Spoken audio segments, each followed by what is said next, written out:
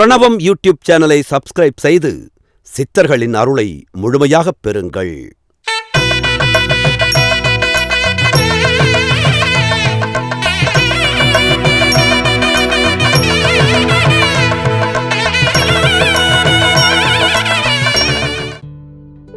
பொதுநலத்தால் சுயம் நலமாகும்.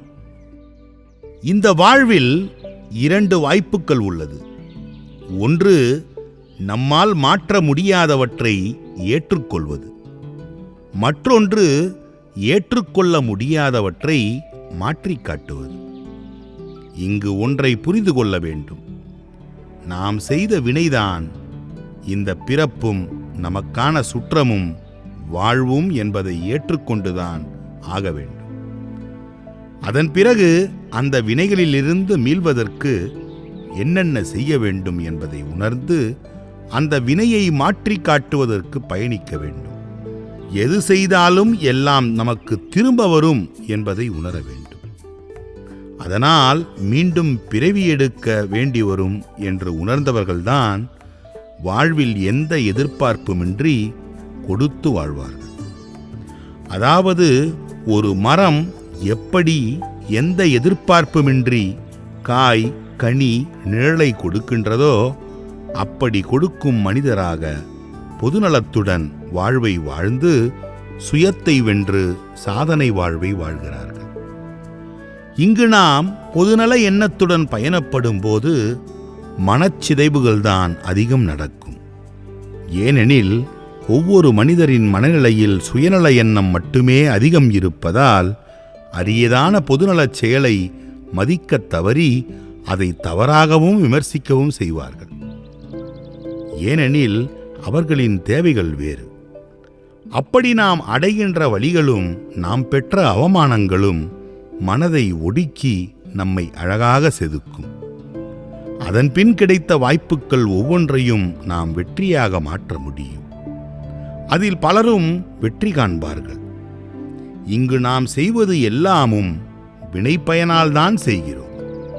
அதில் சில ஏமாற்றங்கள் நமக்கு நல்ல மாற்றத்தை தருவதாக இருக்கலாம். சிலரின் பார்வைக்கு நாம் ஏமாளியாக அல்லது கோமாளியாக கூட தெரியலாம். பொதுநல எண்ணத்தில் பயணிக்கும் போது பிற ஆன்மாக்களுக்கு நலம் பயப்பதாக இருப்பதால் நம்முடைய சுயமான ஆன்மா சிறக்கும் என்பதுதான் உண்மை. எனவே நாம் செய்யும் செயல்கள் எப்போதுமே பிற ஆன்மாக்களுக்கு பயனுள்ளதாக இருக்க வேண்டும் என்பதில் தெளிவாக இருக்க வேண்டும். நல்லதே நினைத்து நல்லதை செய்யும் போது ஏமாற்றம் அடைந்தோம் எனில் அங்கு எதிர்வினையாற்றாமல் அதனை வினைக்கழிவாக ஏற்றுக்கொள்ள பக்குவம் வேண்டும். இங்கு நமக்கு உண்டாகின்ற சோதனைகள், வருத்தங்கள், வலிகள், ஏமாற்றங்கள் என எல்லாமும் இந்த பிறவியில் இங்கேயே தீர்க்கப்படுகின்றது என்பதனை உணர்ந்து எதையும் சிந்தித்தும் துணிந்தும் கொடுத்தும் வாழ்வை வாழ வேண்டும். ஆன்ம உலகில் பதிகின்ற பதிவு போற்றுதற்குரியதாக இருக்க வேண்டும். இங்கு நாம் எதையும் கொண்டு வரவில்லை. வினையை மட்டுமே கொண்டு வந்து அதனை நீக்கவே இங்கு வாழ்ந்து வருகின்றோம். அப்படி இருக்க எதை கண்டும் விரக்தி அடைந்து விடக்கூடாது. நாம் இங்கு ஒன்று செய்யாமல் ஒன்று வரவில்லை. ஒன்று வருகிறது எனில் வினை தீர்க்கவே அது வருகிறது என்பதை உணர்வில் உணர்ந்து வாழ்ந்தால் போதும். அதனை பிறரால் உணர முடியாது. ஆக இங்கு பிறநலன் பேணி எதை கொடுத்தாலும் எந்த எதிர்பார்ப்புமின்றி கொடுக்க வேண்டும். அதனால் நமக்கே தெரியாமல் நம்முடைய சுயம் சிறக்கும். இந்த பேரண்டம் எல்லா உயிர்களும் வாழ எந்த எதிர்பார்ப்புமின்றி கொடுக்கிறது. அப்படி எதிர்பார்ப்புமின்றி கொடுத்து நாம் வாழும்போது பேரண்டமே தகுந்ததை அனுப்பி வைத்து வினையை தீர்க்கும் என்பதுதான் சத்தியமான உண்மை. அத்தனை அதிசயம் நிறைந்ததுதான் இந்த மனித வாழ்க்கை. இங்கு காணல் நீர் தாகத்தை தீர்க்காது. பாறையில் நெல் விதைக்க முடியாது. அதுபோல பாவத்தில் வந்த இன்பம் நிலைக்காது. சுயநலத்தால் எளியோரை ஏமாற்றி பிழைப்பவன் நிறைவில் ஏமாறுகிறான். எனவே நாம் சுயநலமாக சிந்தித்தாலும் அதிலும் பொதுநலமும் இருக்க வேண்டும் என்பதுதான் முக்கியம்.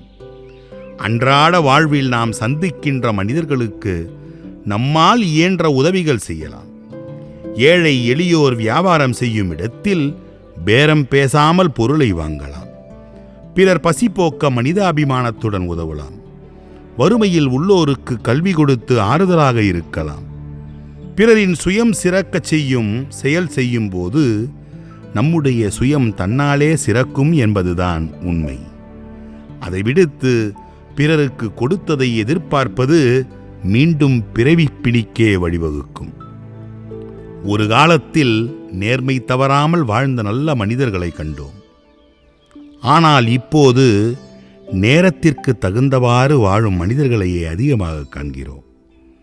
இங்கு யார் எப்படியாயினும் நம்முடைய உழைப்பில் பெற்றதை கொண்டு பிறநலன் பேணி நேர்மையுடன் அறவாழ்வை வாழ வேண்டும். நம்முடைய சுற்றத்தில் சிலரின் நிலை உயர்வதற்கு கைதூக்கிவிட வேண்டும். இப்படி நாம் வாழும்போது நம்மை தூக்கிவிடவும் எங்கிருந்தாவது சிலரை அனுப்பி வைக்கும் இந்த பேரண்டம். பொதுநலத்துடன் பிறரை உற்சாகப்படுத்தி ஆக்கமும் ஊக்கமும் தந்து எந்த எதிர்பார்ப்புமின்றி கொடுத்து வாழ்பவர்களை உயிர் உள்ளவரை மறந்துவிடக்கூடாது. நன்றி சொல்லிக் கொண்டே இருக்க வேண்டும். அதுபோன்று நாமும் பிறநலன் பேணி வாழ்வை வாழ வேண்டும். ஆடம்பரமாய் வாழும்போது வரும் 1000 பேரை விட எல்லாம் இழந்து நிர்கதியாய் நிற்கும்போது நம்முடைய நிலையறிந்து நம்மீது அக்கறை செலுத்தியவர்கள்தான் நாம் வணங்கத்தகுந்த தெய்வங்களாவர். முதுகிற்கு பின்னால் பேசிக்கொள்ளும் மனிதர்களுக்கு நல்ல செயல்களின் வீரியம் புரியாது, அதன் வினையும் தெரியாது. இங்கு மனிதர்கள் பலரும் மாயக் கண்ணாடியாகவே இருக்கிறார்கள். அதனால் அவர்களின் பார்வையில் எல்லாம் தவறாகவே பார்க்கப்படுகிறது. அத்தகு மனிதரைப் போல் வாழ்ந்தால் பயனற்ற வாழ்வையே வாழ வேண்டி வரும். நம்மை செருப்பு போல் நினைத்து கழட்டிவிடும் வரையில் பயன்படுத்திவிட்டு மறந்துவிடும் மனிதர்களே இங்கு அதிகம். நாம் செருப்பாகவே இருந்தாலும் பரவாயில்லை. இந்த மனித வாழ்வு மிகவும் கடினமான ஒன்று. அதில் நாம் எதிர்வினையாற்றாமல் இருப்பதை கொடுத்துவிட்டு கடக்க வேண்டும். ஆனால் இதை அழகான பயணம் என்று கற்பனை செய்து வாழ்கின்ற அற்புதமான சக்தி மனிதர்களுக்கு மட்டுமே உண்டு. இந்த பேரண்டம் நம்முடைய வலிகள் நீங்குவதற்காகவே சில செயல்களை தேர்ந்தெடுத்து நம்மை செய்ய வைக்கும். அப்படித்தான் எல்லோரின் வாழ்வும் இங்கு அமைந்திருக்கின்றது. நமக்கு வருகின்ற யாவும் கணக்கோடு வந்து கணக்கை முடிக்கவே வருகின்றது என்பதை உணர்ந்து புரிந்து கொண்டால் நம்முடைய வாழ்வில் இன்பம் என்பது பிற ஆன்மாக்களிடம் அன்பு செலுத்தி வாழ்வதுதான் என்ற தெளிவு நமக்குள் வந்துவிடும். பலரும் இதனை உணராததால்தான் பிறர் மீது பழிகள் சொல்லி சுயத்தை இழக்கிறார்கள். தனித்து நின்று சார்பற்ற நிலையில் அனுபவத்தை பெற்றால்தான் அவரவருக்கு அறிவுக்கண் திறக்கும். ஆக இங்கு நாமும் மகிழ்ந்து பிறரையும் மகிழ்வித்து வாழ்வதுதான் பொதுநல வாழ்வு. யாரையும் வெறுக்காமல் இயன்ற உதவிகள் செய்து ஒவ்வொரு நாளையும் உற்சாகமாக வரவேற்பதற்கு நாம் தயாராக இருந்துவிட்டால் நம்முடைய சுயம் எப்போதும் விழிப்புடன் இருக்கும். எதை செய்தாலும் செய்தவர்களுக்கு திருப்பி செய்வது இந்த பேரண்டத்தின் இயல்பு. மனிதர்களான நாம் நமக்கு தீமைகள் விளைவித்தவருக்கும் நன்மை செய்து கடந்துவிட வேண்டும். அந்த உத்தமமான உயர்ந்த குணத்தால் பேரண்டம் நம்முடைய சுயத்தை உணர்த்தும். நிரந்தரமற்ற இந்த வாழ்வில் அடுத்த நொடி என்ன என்பது யாருக்கும் தெரியாது. நொடிப்பொழுதில் எல்லாம் மாறிவிடும். அதனால் பணத்தை வைத்து எந்த ஒரு உறவையும் மனிதரையும் தாழ்வாக கருதாமல் கொடுத்து வாழும் வாழ்வை வாழ வேண்டும். அந்த குணமே உயர்ந்த நிலைக்கு சென்றவர்களின் வெற்றியின் இரகசியமாகும். அதுபோன்று ஒருபோதும் நாம் நம்முடைய பழைய நிலையை மறந்துவிடக்கூடாது. அவரவர் வசதிகளுக்கேற்ப வாழ பழகிக்கொண்டால் வாழ்க்கையில் ஏமாற்றங்களுக்கு இடமே இல்லை. தன்னிடம் எதுவும் இல்லை என்றாலும் யாரிடமும் ஏந்தாமல் நான் கொடுத்துத்தான் வாழ்வேன் என்ற எண்ணம் நம்மிடம் இருந்தால் அதற்கு தகுந்த பரிசினை இந்த பேரண்டம் நமக்கு வழங்கியே தீரும். எனவே இங்குள்ள எதையும் எதிர்கொண்டு பிறநலன் பேணி பயணித்தால் சுயத்தை வென்றுவிடலாம், பிறவியை நீக்கிவிடலாம். வாழ்வோம், வாழ்விப்போம். பிரணவம் யூடியூப் சேனலை சப்ஸ்கிரைப் செய்து சித்தர்களின் அருளை முழுமையாகப் பெறுங்கள்.